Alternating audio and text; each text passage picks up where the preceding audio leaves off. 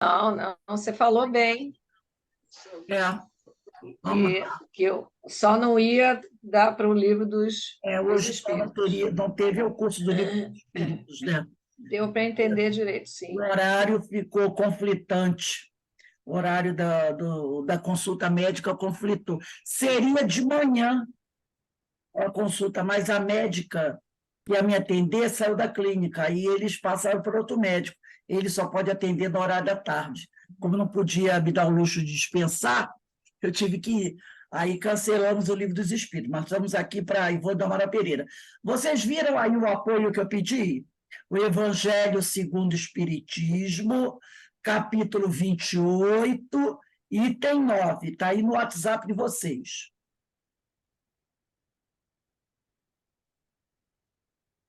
Evangelho segundo o Espiritismo, capítulo 28, das preces espíritas, item 9.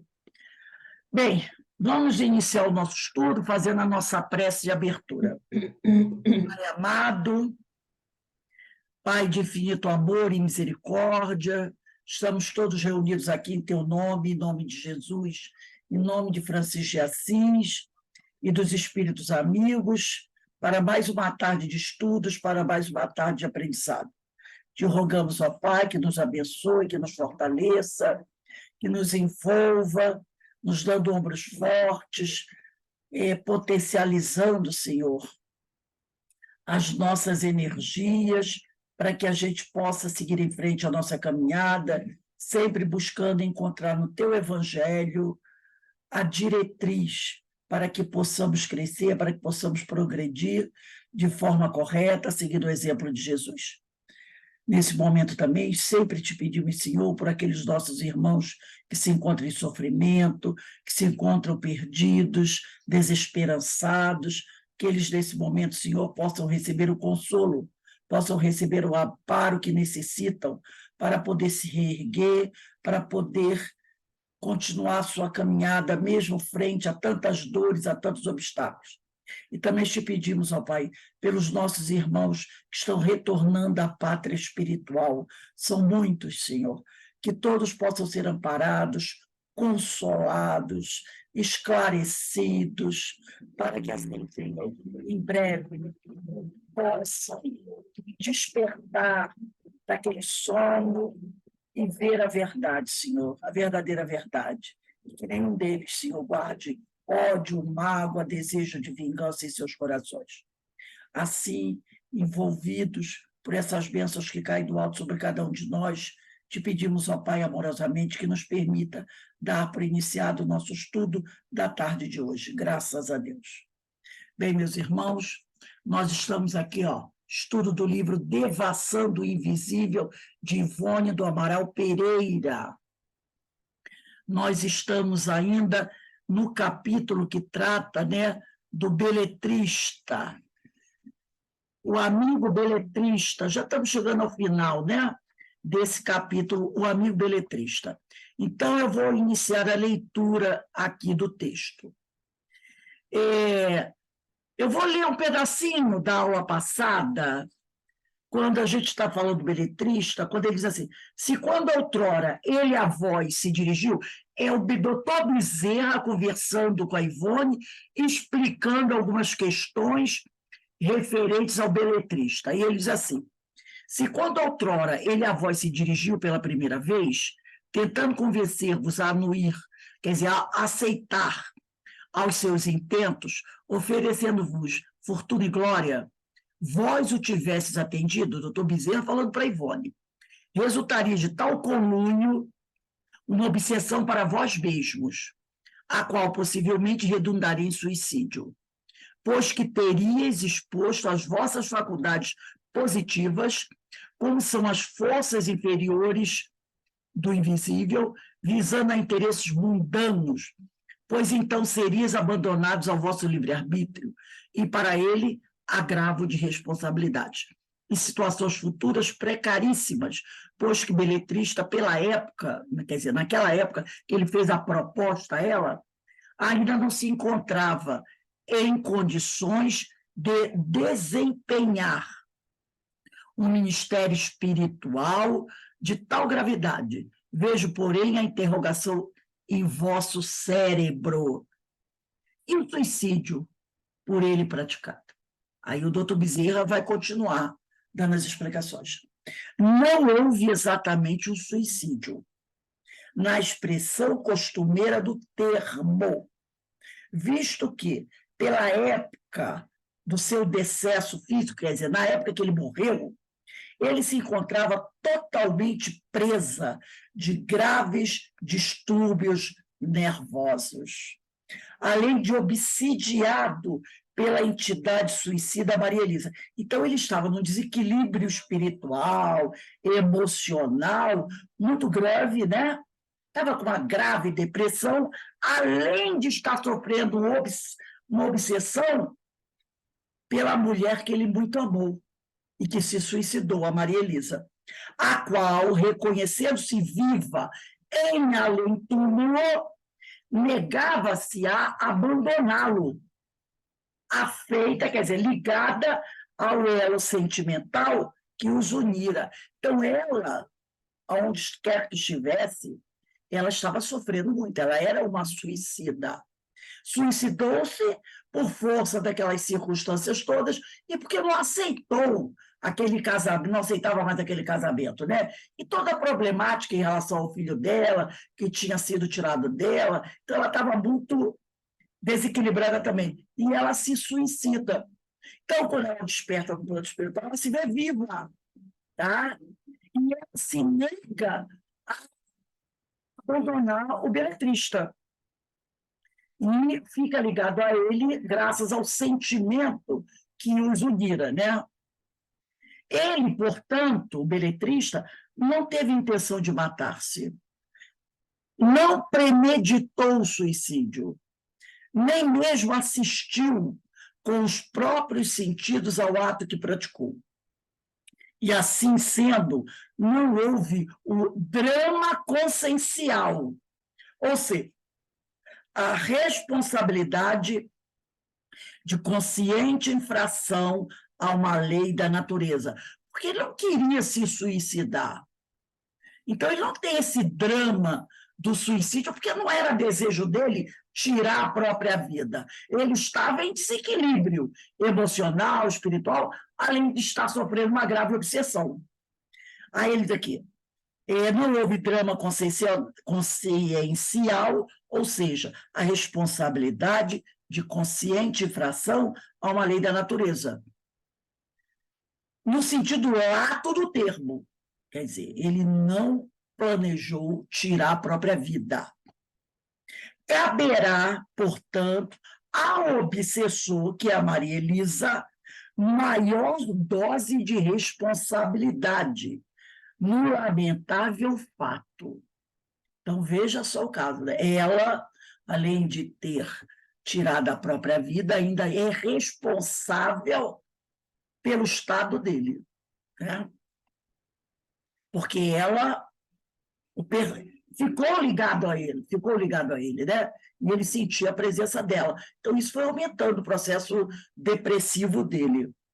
Todavia, a consciência acusa-o de infrações outras, das quais resultaram a neurastenia e o desequilíbrio da própria personalidade, que deram causa à obsessão e ao suicídio, como ao respectivo estado de penúria moral no mundo invisível. Então, ele não tirou a própria vida no sentido ali direto do negócio, mas a consciência dele o acusava de se ter deixado levar pela depressão, que acabou provocando a morte dele, né? Então, a consciência avisava ele, olha, você se deixou arrastar pela paixão, e a gente sabe que paixão é sinônimo de problema, a não ser que seja aquela paixão boa, né? Porque tem a paixão boa. Então, essa paixão desequilibrada levou ele a graves problemas. Ele sabia disso. Tanto que a consciência dele o acusava, né? De não ter sido forte o bastante para enfrentar aquela dificuldade, né? Eu comecei a fazer foi hoje, o nosso culto do lar começou hoje com um novo livro, Coragem, do Francisco Xavier, por diversos espíritos, né? Então, hoje eu peguei a mensagem do número 1, uma mensagem muito bonita mesmo, muito bonita, sabe? Sobre coragem, muito bonita mesmo. Esse livro eu aconselho, né? O nome do livro é Coragem, né? As mensagens são todas assim, para levantar a gente, né? Fortalecer. Aí ele diz aqui, e quando uma rede de tais complexos agrilhou a consciência de um espírito desencarnado, só existirá para ele um recurso: a correção dos distúrbios íntimos. Então, olha só, quando uma rede de tais complexos agrilhoa, quer dizer, aprisiona, acorrenta, né, a consciência de um desencarnado, só existirá para ele um recurso: a correção dos distúrbios íntimos, dentro de uma reencarnação reparadora. Então, quando um desencarnado se deixa envolver por uma teia como essa, né? Não tem o único jeito que tem é ele reencarnar e ter uma reencarnação reparadora, né? Este noticiário que a voz surpreende, diz doutor Bezerra para Ivone Pereira, será, portanto, como a sua despedida, pois voltará muito breve a uma nova morada carnal. Ele está falando sobre o beletrista, né? Essa notícia que ela está recebendo dele é como uma despedida, porque ele está para reencarnar. Agradece-vos ele o que, como médio, em seu benefício, fizestes, sem o saberdes, dentro dos ensinamentos do Consolador. 27 anos de estudo. Ele ali ao lado dela, sem ela saber, sem ela ter a mínima noção. Até é bom isso, porque se talvez ela soubesse que ele está do lado, ela não conseguisse ser tão natural como ela foi, né? Porque ele que mandava os receituários através dela, com orientação do doutor Bezerra, claro. E as outras mensagens que ele mandou através dela, sempre com orientação do doutor Bezerra, e que ela não sabia quem era. Ela botava lá, é autor anônimo, autor desconhecido, autor desconhecido. Talvez, se ela soubesse que era ele, ela não conseguisse ficar assim tão à vontade, né? Então, ela não participou, não teve a mínima noção. E ele ficou muito agradecido, porque ela já havia convidado a ele para segui-la. Por que você não vem estudar conosco, né? Aí ele, para quê? Eu não acredito em Deus, não acredito em nada. Mas ele ouviu. Apesar de ter falado aquilo para ela, ele parou, depois que ele se afastou dela, ele parou para pensar um pouco e voltou atrás. E ficou ao lado dela. E por orientação do doutor Bezerra, tipo assim, você não vai se deixar perceber. Aqui, ó, 27 anos de estudo, de meditações e trabalhos de lágrimas e experiências nas paisagens da pátria espiritual em conjugação com a terra. Reabilitaram-no plenamente para que dele esperemos vitória decisiva no futuro aprendizado terrestre. E eis aí, meus amigos, as grandes tarefas que a todos nós, encarnados e desencarnados, o Consolador confia: reeducar as almas frágeis da terra e do invisível, enxugar as lágrimas da aflição, acender nos corações entristecidos pelas amarguras desesperadoras a divina lâmpada da esperança, nortear os passos do caminheiro da vida ainda vacilante, elevar a criatura finalmente para a glória da harmonização consigo mesma e com as leis do seu Criador para o triunfo na vida imortal.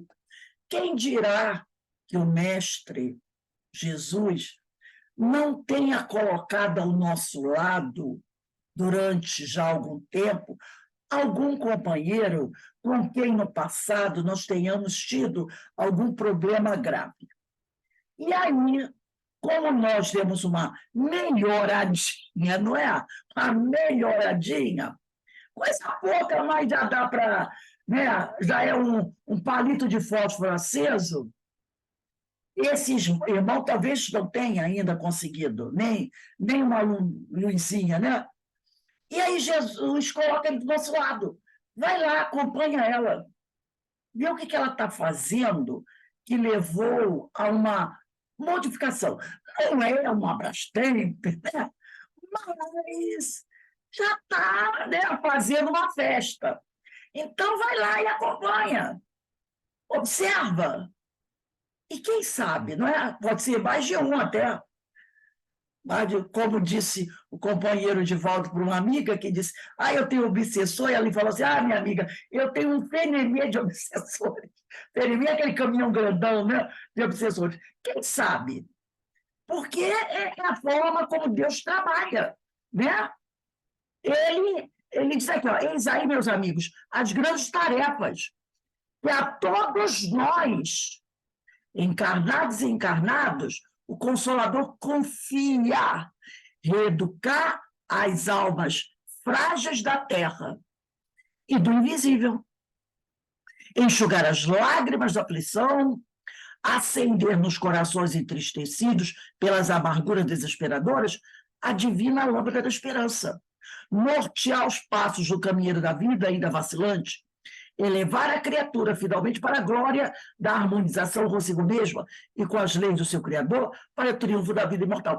Então, às vezes a gente pensa assim, essa tarefa só é concedida aos grandes espíritos. Doutor Bezerra está dizendo que não. Está dizendo que não. Ele disse aqui, eis aí, meus amigos, as grandes tarefas que a todos nós, encarnados e encarnados, o Consolador confia. Essas grandes tarefas, o Consolador confia para todos nós. Não é só para os espíritos elevados, para todos nós, estejamos na carne ou fora dela. Então, todos nós já temos tarefas a realizar. Então, a gente tem que estar muito atento a isso. Aí, continua aqui. Aqui ao nosso lado, agora, desenha-se a figura perispiritual do antigo e bom beletrista. Que diferença daquela com que se nos apresentou há quase 30 anos. Vaporosa, fluidicamente bela, rejuvenescida, quase translúcida, agora encanta e enternece. Porque recordo um poema de dores, de lágrimas, de trabalhos e de progresso, de boa vontade e dedicação. Drama acervo que a doutrina do Senhor remediou e consolou. Seu sorriso, no entanto, é ainda triste. Seu semblante é grave. Olha o que ela diz aqui, ó. A da figura dele agora, vaporosa, fluidicamente bela, rejuvenescida, quase translúcida, agora encanta e enternece. Olha, há 30 anos atrás, a descrição que Ivone Pereira deu sobre ele. Olha só, deixa eu só colocar aqui no meu livro uma coisa. Olha o que ela disse dele. Afastado do nosso espírito, né? Ela está dizendo aqui, ó, afastado do nosso espírito, do corpo carnal, que ela desdobrou, foi-nos possível examinar a melhor configuração desse habitante do invisível, que tão atenciosamente nos procurava para o trabalho no seio da doutrina por nós esposada. Compreendemos imediatamente. Tratar-se de entidade não evoluída, moral espiritualmente. Conquanto não fosse igualmente nociva ou uma individualidade de ordem muito inferior. Moralmente apresentava-se medíocre, visto não ser evangelizada, por não estar espiritualizada. Intelectualmente seria adiantada, dado que fora escrito um homem douto, pois que fora também médico da terra. Inteirando-nos desta particularidade, não porque ele, o espírito, não a revelasse, mas graças ao anel de grau que lhe cintilava do dedo anelar. Espiritualmente, porém, vulgaríssimo, necessitado de tudo, visto que estavam já no ano de 1930, e ele confessava haver deixado o fardo carnal em 1911, sem, no entanto, ter abandonado ainda os perímetros terrenos, o que, aliás, se deduzia da sua aparência fluídica pesada. Então, há 30 anos atrás, ele tinha essas características e sua aparência fluídica era pesada. Agora ela diz o quê? Vaporosa. Né? A figura perispiritual agora é vaporosa, fluidicamente bela. Antes, tinha uma aparência, o perispírito dele, fluídica, pesada. Em 30 anos, ele passa dessa aparência perispiritual, fluídica, pesada, para uma aparência vaporosa, fluidicamente bela, rejuvenescida, quase translúcida. Agora encanta a internet. Antes, ela disse aqui, apresentava-se medíocre. Olha que transformação, né? E por que recorda o poema de dores, de lágrimas, de trabalho e de progresso, de boa vontade e dedicação? Por isso que a figura dele agora internece, né? Mas ainda tinha um semblante triste, né? Um sorriso triste, um semblante grave. Então, em 30 anos, ele passou de uma aparência perispiritual fluídica pesada para vaporosa, fluidicamente bela e rejuvenescida, quase translúcida. 30 anos de estudo e trabalho promoveu essa transformação no beletrista. Não é coisa bonita? Apoia o punho fechado sobre a mesa em que estas linhas são traçadas, exatamente como há 27 anos, na mesa do posto mediúnico, na qual terminávamos o receituário, dele ouvíamos a tentação. Há 27 anos atrás, né, quase 30, ele colocou a mão sobre a mesa e atentou com um convite, né, bem desagradável. E ela diz aqui, né, para escrever sobre seu controle mental, e nos pedindo para assinar nós mesmos as produções que nos desse, a fim de adquirirmos fortuna, quer dizer, muito dinheiro e glória, fama. Agora ele fita o papel, sorrindo, lendo o que escrevemos. O velho hábito de participar dos nossos estudos e labores espiritistas, e dizemos-lhe, confiantes, antigos amigos que somos, dá-me o teu nome agora, para que transmita ao leitor, porque lá ele não quis se apresentar com o nome dele. E ela disse, eu não gosto de publicar nada com título de anônimo. Eu não gosto. Né? E ele diz, ele aproxima-se dela, puxa-nos docemente a orelha e responde com aquele sorriso grave que comove. Curiosa, como tu és, mulher. Porque ela diz, agora eu quero saber o seu nome. Né? Anseio, aí ele diz assim para ela, olha só, anseio por uma reencarnação que me leve a esquecer desse nome. Deveria ser alguma figura, sabe, de destaque. Deveria ser alguma figura de destaque dentro ou da literatura, ou da área da saúde, entendeu? E aí ele diz, não, eu quero esquecer desse nome. E até a minha própria personalidade atual.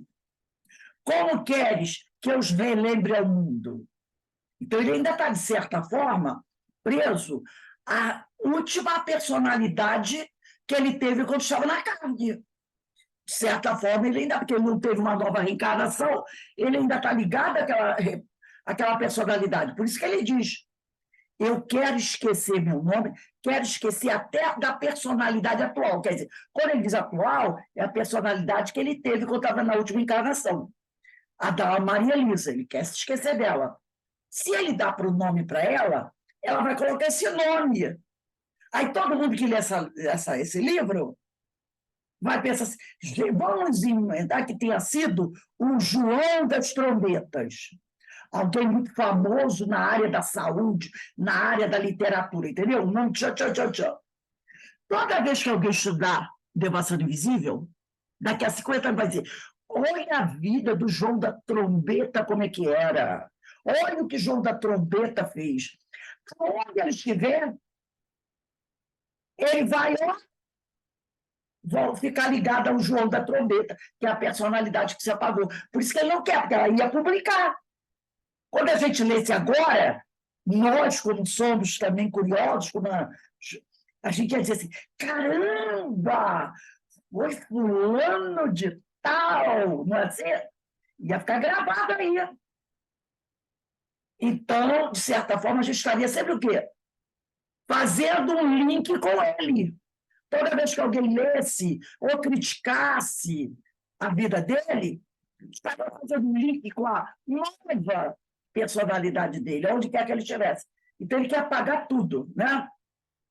E não quer que o mundo relembre dele.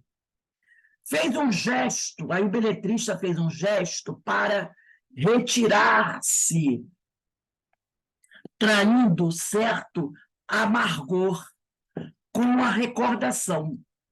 No entanto, a nossa descaridosa impertinência o detém, indagamos ainda. Olha como é curioso, está vendo? Ela, tudo bem, né? Ele fez um gesto para se retirar, porque, de alguma maneira, quando ela disse qual é o seu nome, de alguma maneira ele acessou a lembrança. Por isso que ele ficou com certo amargor, porque ela queria saber quem ele era. Ao dizer, eu quero saber quem você é, automaticamente ele lembra quem ele é. Aquilo já deu uma tristeza a ele. Mas a Ivone, como uma pessoa curiosa, né, ela não se deteve, ela continuou. E Maria Elisa, ela quer saber da mulher da Maria Elisa. Olha como ela está cutucando ele. Porque ele lembrar o nome dele já dói. Imagina lembrar da Maria Elisa. Ele sabe como se encontra. Vai doer mais ainda, né? Aí ele bate com o punho fechado, brandamente sobre a mesa. Suspira, comprime os lábios num ricto denunciador de contrariedade. Ele não gostou que ela lembrasse. Porque lembrar da personalidade dele já era difícil. Imagina lembrar dela. A dor voltava. Né? Parece que esses gestos lhe eram habituais durante a vida carnal, e responde, quer dizer, parece que toda vez que ele era contrariado quando encarnado, ele costumava dar um soco na mesa. Aquele não dá um soco forte, mas ele faz o movimento, mostrando a contrariedade dele. Ele não queria que a Ivone perguntasse mais sobre a vida dele, né? E ele responde: bem, a misericórdia do Eterno foi grande bastante para se estender sobre as suas imensas desgraças. E a bondade paternal do venerando Dr. Bezerra de Menezes foi a intermediária de que Deus serviu a fim de socorrê-la. Né? Então, o doutor Bezerra de Menezes foi aquele intercessor pela Maria Elisa. Né? Ele buscou ajudar a Maria Elisa, e com isso as dores dela foram aliviadas. E lá se vai beletrista, caminhando a passos lentos, por uma estrada suavemente inclinada, sempre a mesma, mas agora como que esbatida, né? Coberta, salpicada por cintilações de opala. Vemo-lo ainda, muito ao longe, quando nada mais há a fazer senão preces amigas, pela sua vitória final. Então, é uma história muito bonita, mas ao mesmo de muita dor, de muito sofrimento, né? Onde a gente percebe que quando a gente se deixa levar pelas paixões, focado no beletrista, né? Muitas vezes a gente pode realizar coisas que podem marcar profundamente a nossa vida durante muitas reencarnações. Por isso que a gente tem que estar muito atento às nossas atitudes, aos nossos pensamentos, né? Por isso que, mais do que nunca, aquela frase de Jesus, ora e vigia, para não cair em tentação. Foi o caso da Maria Elisa. No momento de desespero, ela tira a própria vida, porque ela não aguentava mais enfrentar os obstáculos, as dificuldades da vida. E aí, o que acontece? Ela acaba arrastando ele junto com ela. E os dois acabam, né, sendo levados pelo vendaval, pela tempestade, vamos dizer assim. E quanto tempo, né? E ela, principalmente, terá que padecer para poder se reharmonizar. Ele conseguiu ver a luz do fim do túnel, né? E trabalhou durante quase 30 anos, já se reabilitou. Mas ainda tem muita caminhada para fazer. Mas ele já encontrou a luz. Ela, agora que vai começar, né, a se reerguer. Então, a gente tem que tomar muito cuidado com o que a gente está fazendo, né? Alguém gostaria de falar alguma coisa? História bonita, né? Quanto ensinamento traz para a gente. E a gente pensa que a gente pode, enfim, melhorar assim rapidinho. Ah, rapidinho. Porra, 30 anos. 30 anos, ele, né? Ele. Ele, ali, dedicado. Ali, no pé da Ivone, no pé da Ivone. Nossa, é uma lição extraordinária para a gente, né? Muito bonita, é uma história de amor aí, vamos dizer assim, uma história de superação. História de superação dele. Porque de amor já tinha passado, né? De superação de tudo. E que o interessante que eu achei também que ele não quer saber do nome dele no passado, que deve ter trazido para ele muita dor, né? Muito sofrimento. Então, ele, como médico, como escritor, ele não quer saber, olha só, ele quer enterrar essa parte daí. Exatamente. Né? Que a gente... essa história. Vamos enterrar, vamos virar essa página e esquecer, arrancar ela. Arrancar a página e jogar fora. Ele quer recomeçar, ele quer uma nova experiência. E aí, com tudo que ele traz como espírito de alerta, né? Olha, sim, da consciência, né? Ele vai reencarnar em breve, mas com esse cabedal de experiência. Exatamente. Das paixões que ele desviou, tanto na área afetiva quanto na área profissional, ele como médico, né? Que a gente fica pensando, como médico, o cara, né? Top, não sei o quê, quanta fama, né? Porque é isso aí mesmo, né? Se achando. Linda essa história. E teve um final muito feliz, né? E graças a Deus, ele teve um final feliz. Feliz, né? Isso é muito importante. Eu vou começar agora o outro capítulo, que é Sutilezas da Mediunidade. A Ivone do Amaral Pereira, ela inicia aqui com um trecho do Evangelho, mas eu vou ler no livro. Eu mandei vocês pegarem o item 9 do capítulo 21, mas eu vou começar a ler o item 8. Vou começar no item 8, que tem uma passagem do Evangelho do item 8. Que o item 8 começa assim, Evangelho segundo o Espiritismo, capítulo 28, Preces Espíritas, item 8, para os médiuns. E o título do capítulo do livro Devassando Invisível é Sutilezas da Mediunidade. Mas aqui no Evangelho, é o capítulo 28, preces espírita, e tem 8 para os médios. Então, diz assim: nos últimos tempos, diz o Senhor, difundirei do meu espírito sobre toda a carne. Vossos filhas e filhos profetizarão, né? Vossos jovens terão visões, e vossos velhos sonhos. Nesses dias difundirei do meu espírito sobre os meus servidores e servidoras, e eles profetizarão. Atos dos Apóstolos, capítulo 2, versículos 17 e 18. Item 9, capítulo 28 do Evangelho segundo o Espiritismo, item 9. Prefácio. Quis o Senhor que a luz se fizesse para todos os homens, e que em toda parte penetrasse a voz dos espíritos, a fim de que cada um pudesse obter a prova da imortalidade.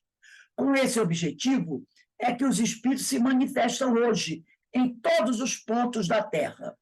E a mediunidade se revela em pessoas de todas as idades, de todas as condições, nos homens, como nas mulheres, nas crianças, como nos velhos. É um dos sinais de que chegaram os tempos preditos. Carmen, lê o próximo parágrafo. Liga teu microfone. Para conhecer as coisas do mundo visível e descobrir os segredos da natureza material, outorgou Deus ao homem a vista corpórea, os sentidos e instrumentos especiais.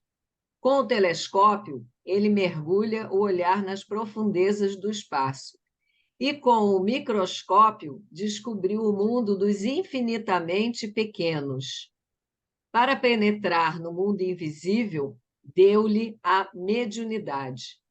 Agora, os médiuns... Não, peraí. Agora é Denise e no outro parágrafo é a Márcia. Os médiuns são intérpretes encarregados de transmitir aos homens os ensinamentos dos espíritos, ou, falando mais claramente, são as vozes materiais pelas quais os espíritos se exprimem para se tornarem compreensíveis aos homens. A missão dos médiuns é santa, porquanto ela tem por finalidade abrir os horizontes da vida eterna. Márcia. Os espíritos vêm instruir o homem sobre os seus destinos, a fim de o reconduzirem à senda do bem, e não para o pouparem ao trabalho material que lhe cumpre executar neste mundo, tendo por meta o seu adiantamento, nem para lhe favorecerem a ambição e a cupidez. Aí tem os médios o de que devem compenetrar-se, bem, para não fazer mau uso de suas faculdades. Aquele que, médio, compreende a gravidade do mandato de que se acha investido, religiosamente o desempenha. Sua consciência lhe profrigaria como ato sacrílego, utilizar por divertimento e distração, para si ou para os outros, faculdades que lhe são concedidas para fins sobremaneira sérios e que o põem em comunicação com os seres de além-túmulo. José Marcos, pode ler o próximo? Vamos lá. Como intérpretes do ensino de espírito, tem os médiuns de desempenhar importante papel na transformação moral que se opera. Os serviços que podem prestar guardam proporção com a boa diretriz que imprimam às suas faculdades. Porquanto os que enveredam por mau caminho são mais nocivos do que úteis à causa do espiritismo. Pela má impressão que produzem, mais de uma conversação retarda. Terão, por isso mesmo, de dar contas do uso que hajam feito de um dom que lhes foi concedido para o bem de seus semelhantes. A Vera pode ler aí 2 parágrafos? Aperta lá. Pega 2 aí, Vera. Tem 2 pequenos, lê aí. Se por vezes os bons espíritos se servem de médios imperfeitos, é para lhes dar bons conselhos e fazê-los retornar ao bem. Se encontram corações endurecidos e se seus conselhos não são escutados, eles se retiram e então os maus têm o caminho livre. Veja nesta obra, capítulo 24, versículo 11 e 12. A experiência... Leu de cima, você pulou um parágrafo. Pulei um? Leu de cima. O médium. Desculpa, a minha vista, viu? O médium que quer conservar a assistência dos bons espíritos deve trabalhar para a sua própria melhoria. Aquele que quer ver crescer e desenvolver capacidades mediúnicas deve aperfeiçoar-se moralmente e afastar-se de tudo que o levaria a desviar-se do seu objetivo providencial. Agora o Menezes está aí. Ele apareceu aí. Ele pode ler? O Menezes está aí ainda? Não. Lê aí o Menezes. Ah, ele saiu? O Menezes saiu, Denise? Então, Verinha Eckert, você pode ler para a gente? Prova a experiência...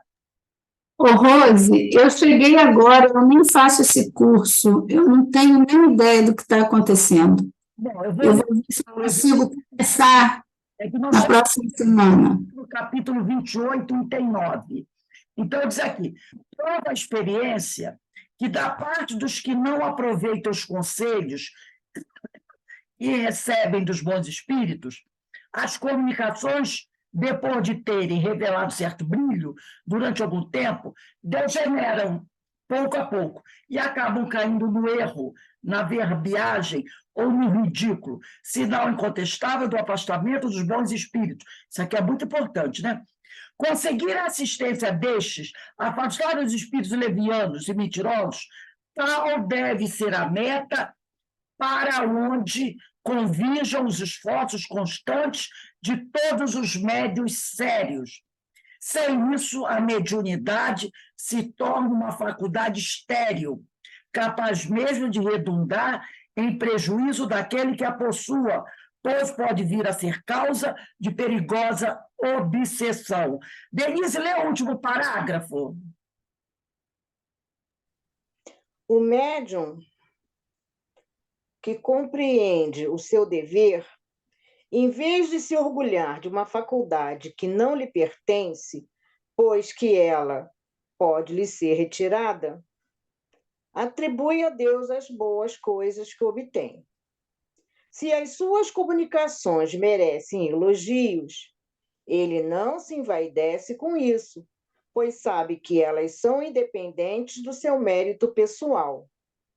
Agradece a Deus por haver permitido que bons espíritos viessem se manifestar por seu intermédio. Se dão lugar a críticas, ele não se ofende, porque elas não são obra do seu próprio espírito. Reconhece que não foi um bom instrumento e que não possui todas as qualidades necessárias para se opor à intervenção dos maus espíritos. Essa é a razão por que procura adquirir essas qualidades e pede, por intermédio da prece, a força que lhe falta para alcançá-las. Gente, perceberam que item importantíssimo sobre mediunidade aqui no Evangelho? Capítulo, olha, anota aí no livro da Ivone, debaixo do título Sutilezas da Mediunidade, coloca assim, Evangelho segundo o Espiritismo, capítulo 28, itens 8 e 9.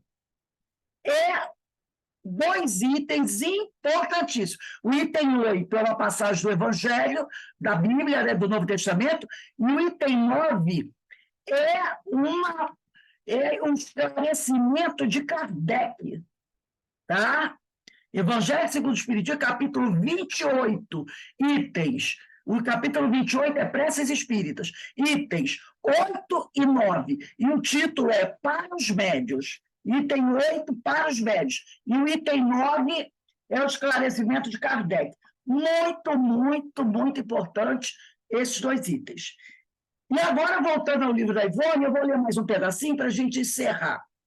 Aí diz Ivone assim, porque ela trouxe aqui na abertura o segundo parágrafo do item 9, quando ela botou, para conhecer as coisas do mundo invisível e descobrir os segredos da natureza material, outorgou Deus ao homem a vista corpórea, os sentidos e instrumentos especiais. Com o telescópio, ele mergulha o olhar nas profundezas do espaço. E com o microscópio, descobriu o mundo dos infinitamente pequenos. Para penetrar no mundo invisível, Deus nos deu a mediunidade. Esse é o segundo parágrafo do item 9, do capítulo 28, né? E assim diz Ivone, acreditamos sinceramente que a mediunidade, nas suas profundidades e verdadeiras potencialidades, ainda é desconhecida dos estudiosos espíritas. E como é, né? E como é? O próprio médium não a compreenderá, não obstante sofrer suas influências e ser acionada ao seu influxo, até mesmo no desdobramento da vida prática. Basta ser a mediunidade o resultado de um jogo transcendente de sensações e percepções, uma indução de forças intelectivas sobre outras forças intelectivas, que é a dos encarnados e desencarnados, e também perceptivas para compreendermos que se trata de uma faculdade profunda, complexa, vertiginosa, em suas possibilidades singulares. Se todas as faculdades ou atributos da alma, aqui Leon Denis denomina potências, né? Ele chama de potências da alma e não atributos da alma, conhecidas dos homens, estão como que interligadas entre si. Então, vou repetir. Se todas as faculdades ou atributos da alma, que Leon Denis chama de potências da alma, conhecidas dos homens, estão como que interligadas entre si, dependendo uma das outras, na contextura que realiza a individualidade integral, completando-se, harmonizando-se, a mediunidade, como participante desse conjunto de potências, igualmente estará tão integrada na estrutura psíquica das criaturas quanto as demais, fazendo parte, como vemos, do potencial anímico global, que traduz a individualidade imortal, razão pela qual ficou dito que todas as criaturas possuem mediunidade, né? Então, esse capítulo, com certeza, vai ser maravilhoso também. A gente vai dar uma paradinha aqui. O próximo capítulo, próxima aula, dia 23 de outubro. Bota a data aí. Começa assim. Tais potências ou forças, que são os atributos da alma que Leon Denis chama de potências, né? Então, a gente vai trabalhar sobre isso. Então, realmente, a Ivone Pereira traz para a gente um show de imagens, né? Conhecimentos fantásticos que a gente realmente tem que mergulhar para que a gente aprenda bastante sobre tudo isso, porque é uma coisa maravilhosa. Alguém gostaria de falar alguma coisa?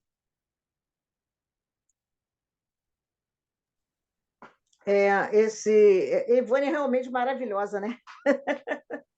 É realmente maravilhosa, e ela fala assim, muito pormenorizadamente, né, Rose? Muito bem explicadinho, então não tem como você ter dúvidas nem entender errado, né? Ela é muito clara, é muito didática, ela é muito didática, e é muito legal quando a gente vê a Ivone falando, e ela coloca, assim, certas dificuldades que ela tem, né? quando ela foi, de certa forma, indiscreta com o beletrista, né, 2 vezes. Uma, quando perguntou novamente o nome dele, quando ela sabia que ele não queria dizer, porque há 30 anos atrás ele disse para ela que não queria dizer. E depois, quando ela pergunta sobre a Maria Elisa, né? Quer dizer, ele já tinha dito para ela, eu não quero lembrar, mas ela pegou e disse assim, não, mas é a Maria Elisa. Como é que fica a Maria Elisa nessa história toda, né? Então, ela mostra esse lado muito humano, né?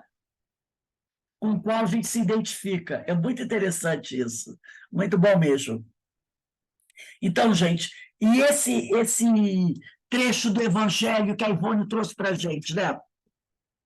O Kardec ali dá uma explicação fantástica do Evangelho. Ele fala dos médiuns, da mediunidade, das dificuldades que nós podemos ter se não praticarmos a mediunidade com Jesus. Ele fala do abandono a que o médium pode ser relegado se ele comercializar a sua mediunidade. Ele dá uma chamada ali, também muito importante, e esse capítulo, esses 2 itens do Evangelho, a gente deve voltar a estudar, analisar com mais profundidade, porque é muito bom. Porque a gente diz assim, essas coisas só tem no Livro dos Médiuns. O Evangelho está ali. E depois vem a prece para os médiuns, né? Muito importante também. Então, meus irmãos, nós vamos encerrar aqui. Daqui a pouco nós teremos o nosso irmão Walter Lima, que vem conversar conosco. O tema dele é O Caminho da Paz. Bem adequado o tema, não é, gente? A palestra pública vai ter por esse título, O Caminho da Paz. Esse texto está do livro Religião dos Espíritos. Quem que tiver o livro Religião dos Espíritos, pega aí, está relacionado à questão 743 do Livro dos Espíritos. Então, quem quiser dar uma lidinha aí na questão 743, se tiver o texto, dá uma lidinha, é sempre bom antes da palestra, né? Então, o caminho da paz, a gente precisa falar de paz. Bem, meus irmãos, nós vamos encerrando aqui o nosso estudo, daqui a 20 minutinhos o nosso palestrante está de volta, agradecendo a Deus, a Jesus, aos amigos espirituais, por tudo isso que nós temos recebido. E aqui eu peguei o marcador de texto que traz um trecho extraído do livro Opinião Espírita, de Francisco Cândido Xavier, pelo espírito de Valdo Vieira. Ivaldo Vieira, era Chico Ivaldo, ditado pelos espíritos Emmanuel e André Luiz. O trechinho diz assim, olha só, não sejais vagarosos na vigilância. Olha o que diz, não sejais vagarosos da vigilância, afervorai-vos no trabalho, servindo ao Senhor. Bem adequado, né? Bem adequado. Não sejais vagarosos na vigilância, afervorai-vos do trabalho, servindo ao Senhor. Bem a cor do nosso seminário de ontem, né, na lei do trabalho, o que nós falamos hoje sobre orar e vigiar, então está amarrado aqui, né? Então, qual é a lição? Qual é a lição, Lúcia? Ele é do livro Opinião Espírita, mas não tem... é Opinião Espírita. Tá. Opinião Espírita. Eu tenho esse livro, qual é? Do Opinião Espírita, né? Que é, eu tenho. Ele não dá o capítulo. Não sejais vagarosos da vigilância, afervorai-vos no trabalho, servindo ao Senhor. Então, misturou aí o seminário de ontem, da lei do trabalho, com a nossa aula de hoje da vigilância, né? Do orar e vigiar. Então, só temos a agradecer a Deus por todas essas bênçãos que temos recebido, né? Então, daqui a pouco, uma boa tarde para todos, né? Daqui a pouco, boa noite, já passou das 18 horas. Daqui a pouco a gente se vê para a nossa palestra pública, tá? O nosso companheiro Walter Lima já deve estar para chegar por aí. Um beijo aí para todos. Tchau. Obrigado.